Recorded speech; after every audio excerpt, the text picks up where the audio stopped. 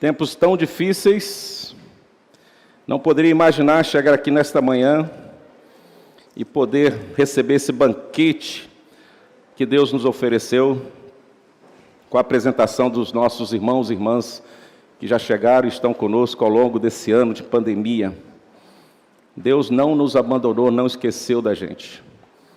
E quando isso acontece, eu só tenho uma palavra: estamos no caminho certo, falta pouca coisa, e Deus vai mostrar para nós o que falta para que a gente possa fazer e crescer mais. 1 Coríntios 11, irmãos, 23 a 29, um texto extremamente devocional da Santa Ceia. Eu quero compartilhar nesta manhã com a igreja, e depois participarmos da Santa Ceia do Senhor, todos nós juntos. A partir do verso 23 ao verso 29, a palavra de Deus nos fala assim: porque eu recebi do Senhor o que também vos entreguei, que o Senhor Jesus, na noite em que foi traído, tomou o pão, e tendo dado graças, o partiu e disse: isto é o meu corpo que é dado por vós, fazei isto em memória de mim. Por semelhante modo, depois de haver ceado, tomou também o cálice, dizendo: esse cálice é a nova aliança no meu sangue, fazei isto todas as vezes que o beberdes em memória de mim. Porque todas as vezes que comerdes esse pão e beberdes o cálice, anunciai a morte do Senhor, até que Ele venha. Por isso, aquele que comer o pão ou beber o cálice do Senhor indignamente, será réu do corpo e do sangue do Senhor. Então examine-se, pois, o homem a si mesmo, e assim coma do pão e beba do cálice, pois quem come e bebe sem discernir o corpo, come e bebe juízo para si. Amém? Que Deus possa nos abençoar com a palavra lida nesta manhã para nós. Irmãos, ações pessoais diante da ceia do Senhor. Embora a ceia do Senhor, o Senhor Jesus, quando vai instituir, e é um sacramento para nós, e ali é feita de forma, numa comunhão entre os seus discípulos, sinalizando que a igreja precisava caminhar nessa comunhão uns com os outros e com o próprio Senhor Jesus Cristo. Se houver uma ruptura da comunhão, não seremos igreja, não seremos irmãos, não seremos um só corpo, né, que é o objetivo deste momento. Mas, embora toda essa conotação de comunhão, a ceia nos traz ações pessoais, individuais, comportamentos individuais diante do Senhor. É aquele momento entre você e Deus. Entre você e Deus, eu e Deus. Momento que você não pode olhar para a esquerda nem para a direita, que você não pode fazer do seu coração neste momento alguém como referência da sua fé, da sua alegria, da sua paz, ou quem sabe alguém que possa roubar a tua paz. Quando nós nos ajuntamos, embora coletivamente, numa comunhão, mas nosso comportamento precisa ser individual. Então nós precisamos ter ações pessoais diante da ceia do Senhor. E cabe-nos a pergunta: como nós temos agido diante da ceia do Senhor? Como tem sido o nosso comportamento quando chegamos aqui? No momento que estamos diante da ceia do Senhor, precisamos assim ter ações pessoais, como nós falamos, é o nosso tema, e também individuais, você e Deus, eu e Deus. Uma devoção pessoal, sem se preocupar com ações de outros irmãos ou de outras situações que possam interferir neste momento. Quando nós lemos nas Sagradas Escrituras, em memória de mim, isso nos leva a uma forma, a uma ação de vida. Jesus está falando: faça isso em memória de mim. E quando você está aqui diante do Senhor, o que vem no seu coração? Quando a sua memória, a sua lembrança te leva ao encontro de Cristo, ao que Cristo fez enquanto caminhava, ao que Cristo fez enquanto na cruz, ao que Cristo prometeu quando saiu do túmulo, ao que Cristo nos comissionou quando subiu aos céus, e hoje, com a ação plena do Espírito Santo, nós ainda temos a sua presença em nós, ou seja, em memória de mim, fazer isso. O que nós pensamos? Eu gostaria de, em primeiro lugar, considerar que quando nós estamos diante do Senhor, e a nossa primeira ação pessoal diante da ceia do Senhor é uma ação que precisa ter de gratidão. Gratidão, irmãos. Reconhecer o sacrifício de Cristo e sermos gratos por isso. Quando nós olhamos o texto que lemos, o verso 23 e 24, diz assim: porque eu recebi do Senhor o que também vos entreguei, que o Senhor Jesus, na noite que foi traído, tomou o pão e, tendo dado graças, o partiu e disse: este é o meu corpo que é dado por vós, fazei isto em memória de mim. Jesus, quando pega o pão, e o pão simboliza o seu corpo, nós vamos perceber depois da ceia o que aconteceu com o corpo de Cristo. O seu corpo foi transpassado. O seu corpo passou por uma tortura sem precedente. E ainda recebeu em sua cabeça uma coroa de espinho que o sangrou. Ele foi humilhado, ultrajado. E quando ele pega este elemento e simboliza o seu corpo, ele fala assim: muito obrigado, Deus, pelo meu corpo que está sendo oferecido em sacrifício pelo povo de Deus. Há um sentimento de gratidão do Senhor Jesus pelo seu sofrimento por mim e por você. A ação pessoal de Cristo diante do seu sacrifício e diante da realidade da sua dor na cruz é de gratidão. Em tudo dai graças. E Ele agradece por estar sendo o objeto de sofrimento por mim e por você na cruz. E é por isso que nós, quando nos achegamos e estamos refletindo, memorizando o sacrifício de Cristo, lembramos que o seu gesto foi levantar o pão diante dos discípulos e falar assim: graças te dou, Senhor. Agradeceu a Deus por estar instituindo a ceia, e o seu corpo seria entregue por libação em favor do povo. E eu não sei se os irmãos neste momento, nesta manhã, conseguem mensurar o tamanho, o grau da dor de Cristo na cruz, do seu sacrifício vivo. Não sei se nós conseguimos também, assim, trazer para nós um exato motivo do porquê de agradecer, se o que estava para vir seria uma dor sem precedente que ele estaria sentindo. E aí poderíamos dizer: o que nós temos feito em relação à nossa gratidão a Deus por tudo que Ele tem feito por nós? Se Ele foi o primeiro objeto de gratidão por mim e por você, na iminência de tanto sofrimento. Gratidão, irmãos. Muitas vezes nós passamos por situações difíceis, como estamos passando nessa fase de pandemia, tantas dificuldades, incertezas. E talvez nós não sabemos o que vai acontecer no amanhã ainda, mas o que precisa estar acontecendo hoje é o que o Senhor fez de forma antecipada. Graças a Deus.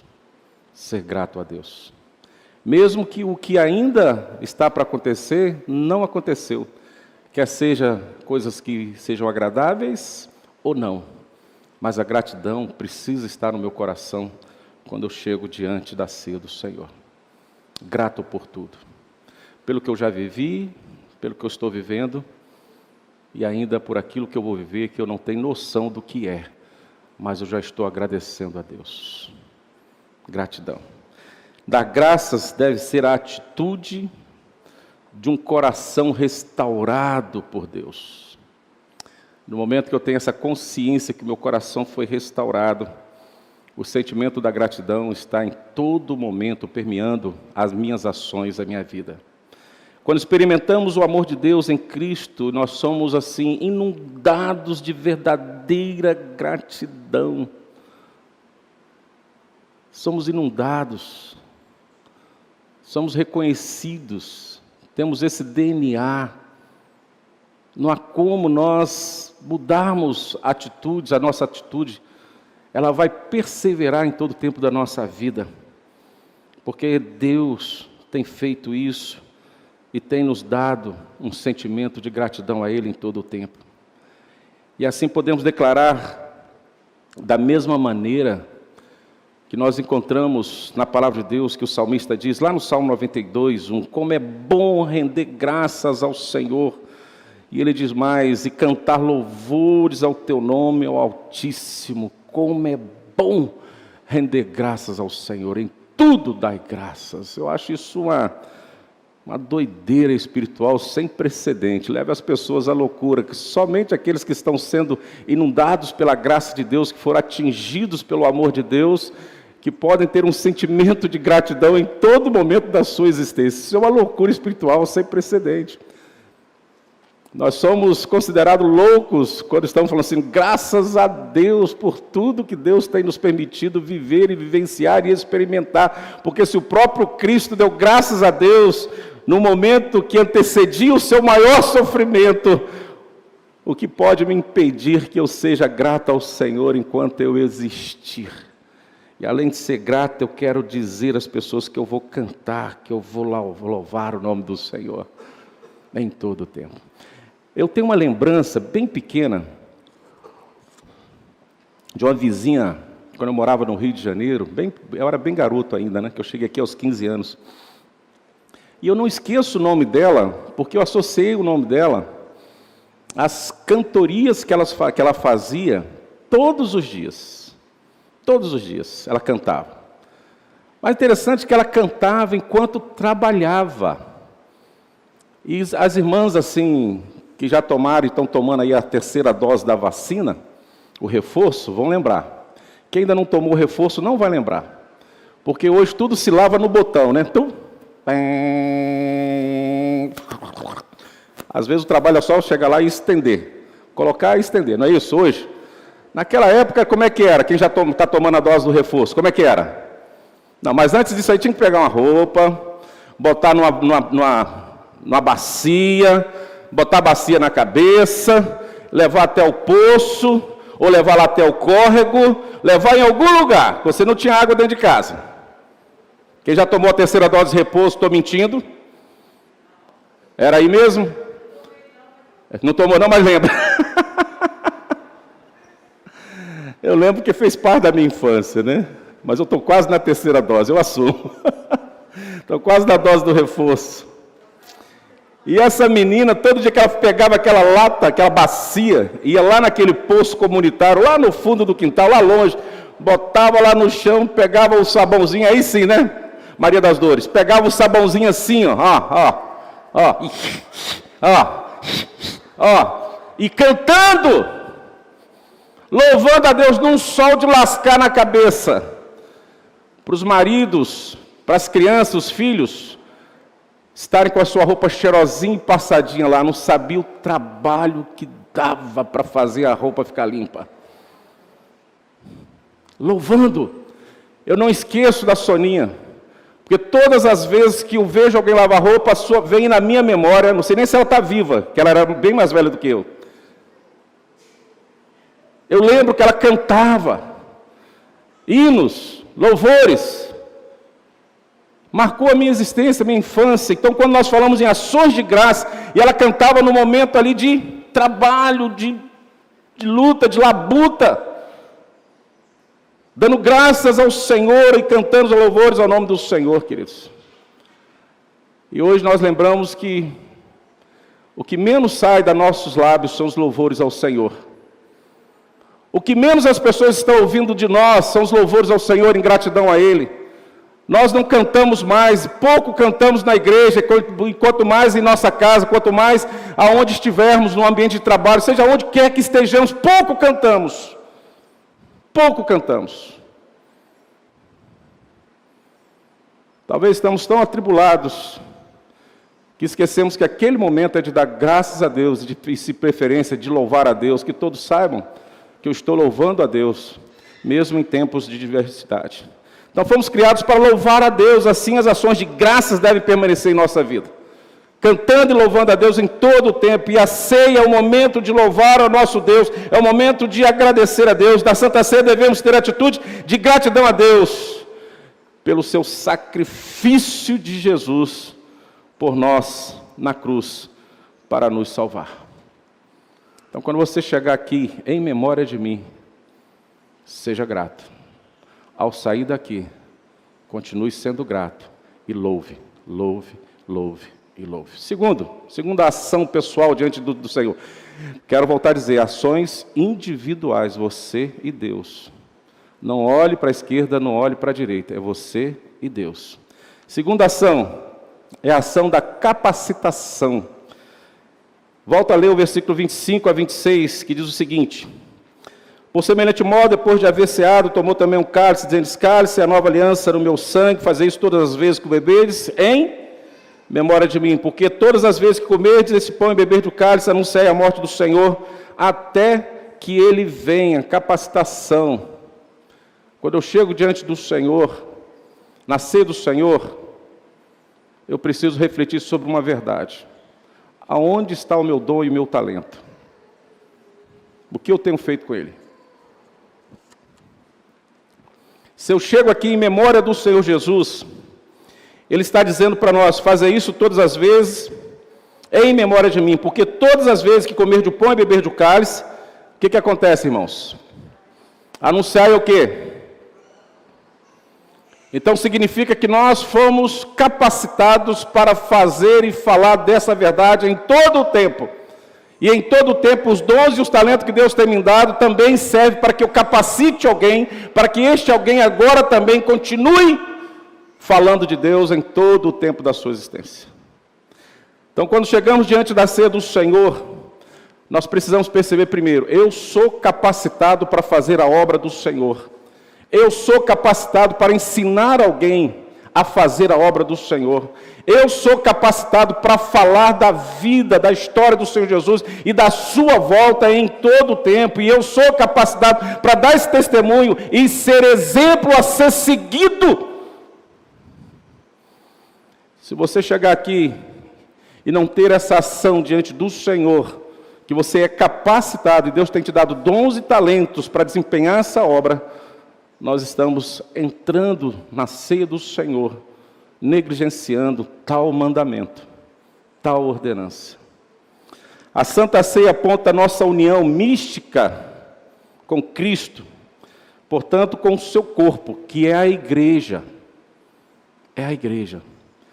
Por isso que aqueles que querem adorar o Senhor e louvar o Senhor fora da igreja, estão fora do corpo. É lamentável. É lamentável. Não existe corpo de Cristo fora da igreja. Embora muitos hoje defendem os desigrejados e as suas filosofias de poder ter o Deus aonde quer, eles podem, porque Deus está em todo lugar, até no inferno Deus está, irmãos. Tem gente que acha que Deus não está no inferno. Eu acho que quem controla o inferno? Você acha que Deus entregou a chave do inferno para Satanás e fala assim: faz o que você quiser? Não, quem tem a chave do inferno é Deus. Porque se Deus der a chave do inferno para Satanás, ele não vai ficar lá dentro, não. Você acha que ele vai ficar? Não. Deus está em todo lugar. Agora, onde se faz presente o corpo de Cristo é a igreja. Nós temos essa capacitação. Então, a ceia do Senhor, na ceia do Senhor, somos chamados, meus irmãos, a exercer a edificação do corpo. E como exerce a edificação do corpo? Desempenhando nossos talentos e dons para o crescimento uns dos outros em Cristo Jesus. Então você, eu, nós somos responsáveis pelo crescimento deste corpo. Não é apenas uma atribuição de um ou de dois da igreja, de uma ou de outra função, mas de todos nós somos capacitados para fazer isso. E uma vez que eu não tenho esse sentimento diante do Senhor, eu estou negligenciando. Eu estou jogando meu talento para debaixo do tapete. E quando o Senhor vir cobrar meus dons e os talentos, eu vou falar para Ele assim: eu sei que o Senhor é dono de todas as coisas, podia multiplicar, por isso que eu não fiz nada. E nós já sabemos a resposta. Então, se eu estou sendo capacitado pelo Espírito Santo de Deus, diante de um tremendo sacrifício de Cristo na cruz, é para que eu, com meus dons e talentos diante do Senhor, na ceia do Senhor, renove esse voto, diz: o que depender de mim, a igreja será edificada com seus dons e os talentos, a começar em mim. Nós somos chamados para desempenhar esses dons para o crescimento uns dos outros em Cristo Jesus. Ninguém recebe dons e talentos para ficar consigo mesmo, querido. É para ser colocado em prática.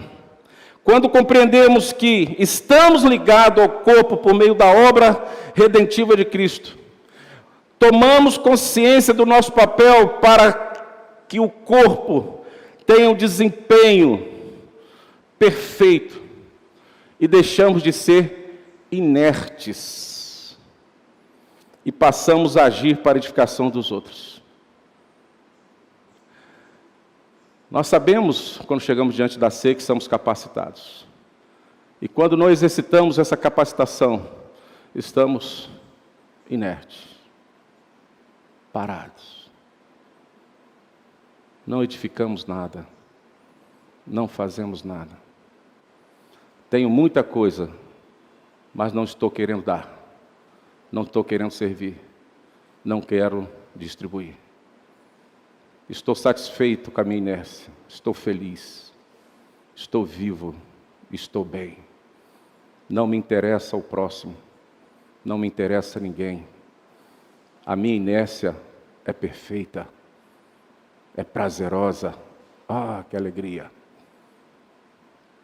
Mas se você está inerte, não está conforme a vontade de Deus. E grande será a sua ruína. Quando olhar para você e falar assim, mostre as suas mãos para mim. Eu quero ver o que você fez por mim. Aí talvez nós tenhamos várias desculpas para tentar convencer o Senhor do seu juízo sobre nós, porque ficamos inertes. E eu sempre costumo dizer uma coisa muito interessante sobre isso, que para mim tudo justifica. Tudo é justificável. O que você tem que se preocupar não é justificar uma liderança da igreja, ou se justificar diante de um irmão da igreja. O que você precisa se preocupar é se justificar diante de Deus. É esse que você tem que se preocupar e justificar, não é a mim. Não é a mim.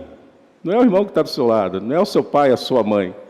Você tem que se preocupar em justificar a Deus. Então prepare a sua justificativa, porque Ele vai te cobrar. Você não vai passar inerte diante do seu olhar. Ele vai te movimentar. Ele vai te enxergar. Ele vai te achar. Então, quando não desempenhamos, quando não contribuímos para a edificação do corpo de Cristo, quando nós somos capacitados e com essa capacitação negligenciamos colaborar, compartilhar e promover a edificação da igreja, estamos inertes. Assim estaremos prontos. Quando nós deixamos essa inércia, estaremos prontos para junto anunciar a morte de Cristo, até que Ele venha. É assim, um edificando o outro, um colocando no coração do outro, aquilo que eu sou capacitado, eu te ensino, eu coloco à sua disposição, aquilo que você é capacitado, você coloca à minha disposição, e assim nós vamos nos capacitando um ao outro, como um corpo perfeito em Cristo, como a igreja verdadeira de Cristo, e assim estamos prontos para fazer o que o Senhor Jesus diz assim, anunciar a sua morte até que Ele venha. Com todos os dons e os talentos da igreja se reunidos, entrelaçados uns com os outros, até a sua volta. Isso é edificar a igreja. Isso é edificar a igreja. Como um corpo único, com todas as funções em plena atividade, perfeita para falar de Cristo. Então, primeiro, gratidão. Depois nós temos a nossa capacitação que tem que ser colocada em prática diante de Deus e diante do próximo, para que possamos nos fortalecer e sermos um só corpo de fato, juntos, uma só voz, para anunciar de forma forte e tremenda a morte de Cristo e anunciar a sua volta, porque Ele vai voltar. E por último, irmãos, não poderia deixar de mencionar, além da gratidão, da convicção das nossas, que fomos capacitados diante de Deus, quando chegamos na ceia, em memória de Deus, nós lembramos disso, não poderia deixar de falar dessa ação pessoal diante do Senhor, que é da confissão. Gratidão, capacitação e confissão. Versículo 27 e 28 diz assim, por isso aquele que comer o pão e beber o cálice do Senhor indignamente será réu do corpo e do sangue a si mesmo. É pessoal, é individual, viu? Eis a razão, até o 29, porque quem come e bebe sem discernir, o corpo come e bebe juízo para si. Versículo 27 ao versículo 28, examine. A confissão. Na Santa Ceia, devemos agir de forma a confessar, primeiro, os nossos pecados. Precisamos confessar os nossos pecados. Segundo, pedir ao Senhor que jogue uma sementinha de arrependimento, para que possamos perceber os nossos erros, e assim percebendo os nossos erros, possamos pedir perdão.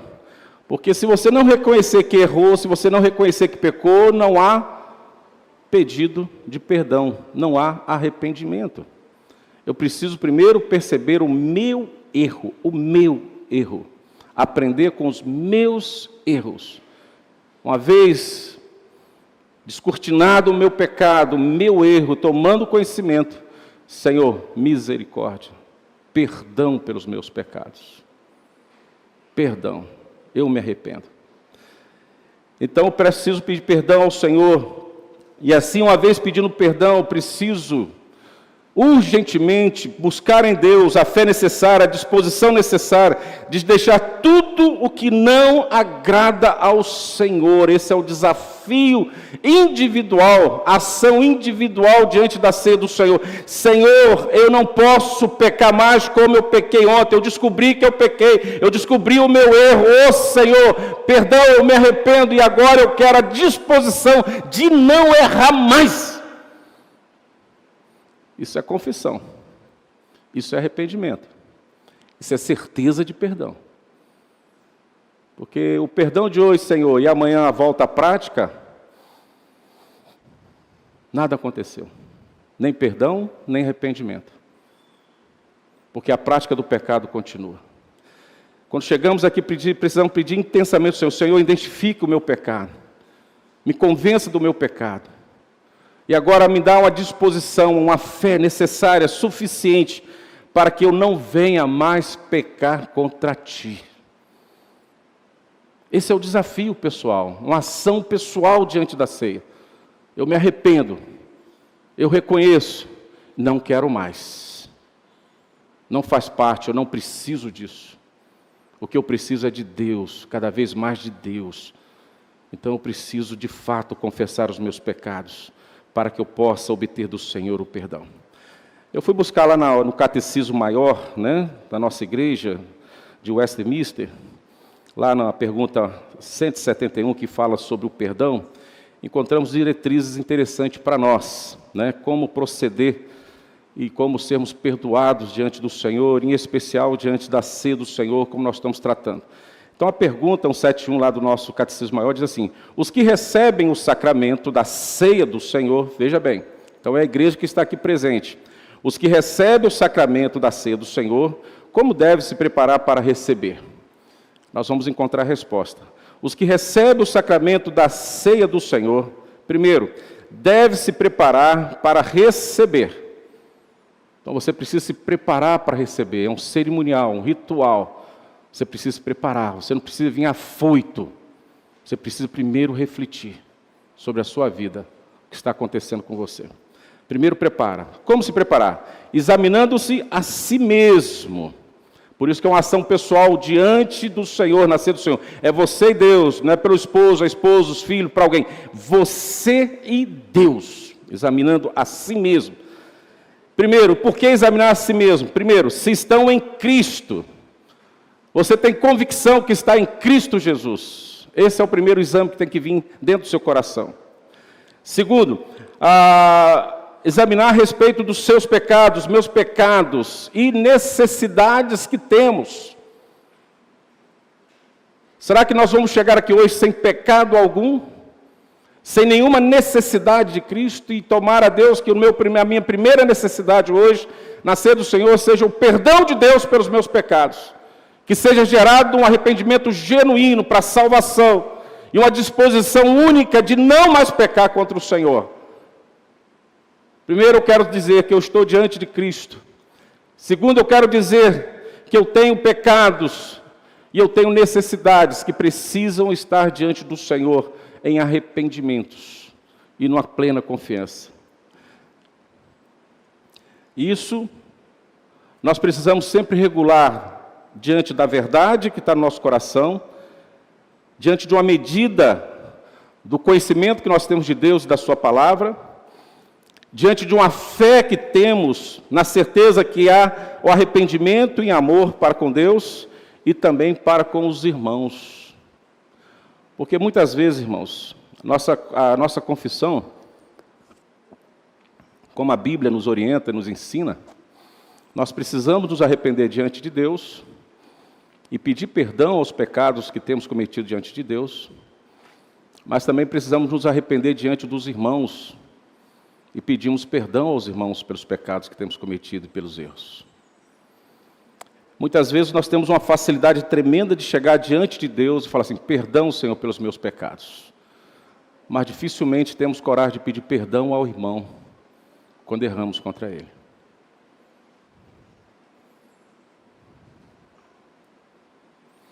Quando chegamos diante da ceia do Senhor, esse pedido tem que ser amplo, irrestrito.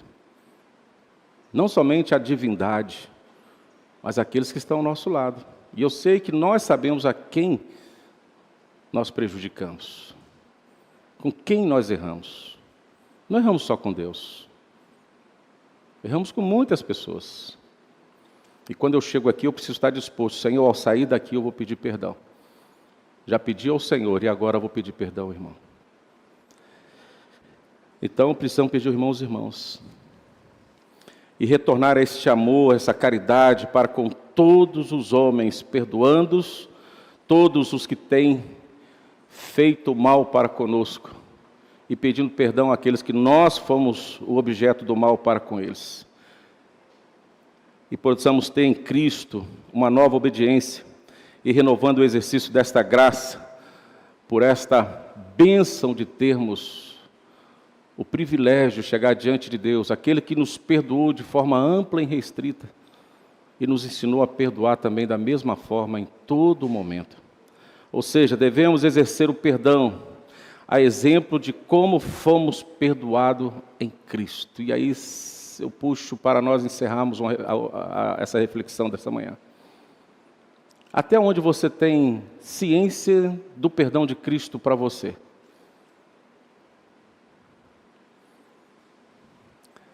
Será que o perdão dele foi limitado, condicionado até um limite?